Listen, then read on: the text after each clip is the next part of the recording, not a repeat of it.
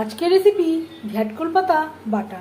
এর জন্য আমি এখানে ডাঁটাসহ পাতা টুকরো করে কেটে নিয়েছি আর পরিষ্কার করে ধুয়ে নিয়েছি। একটা পাত্রে নিয়ে নেব।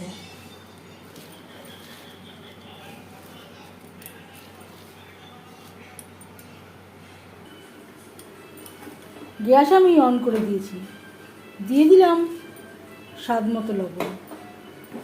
পাতা আমি ভাপিয়ে নেব।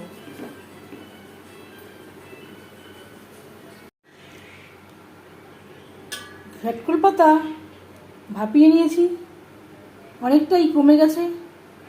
ঠান্ডা করে নেব।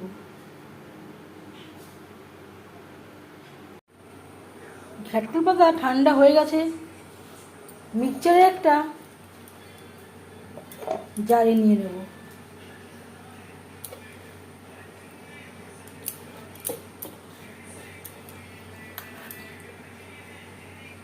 আর দিয়ে দেবো স্বাদ অনুযায়ী কাঁচা লঙ্কা, একটা রসুন। ভাপানোর জলটা দিয়ে আমি বেটে নিয়েছি। সরষের তেল গরম করে নিয়েছি, দিয়ে দিলাম কালো জিরে। কালো জিরে ভেজে নেওয়ার পর দিয়ে দেবো ঘ্যাটকল পাতা। শিলপাটায় বাটলে অবশ্যই স্বাদটা এর থেকে অনেক বেশি ভালো হবে।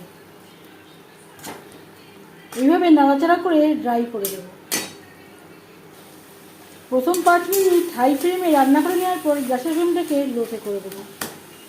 একেবারে ড্রাই করে দেবো।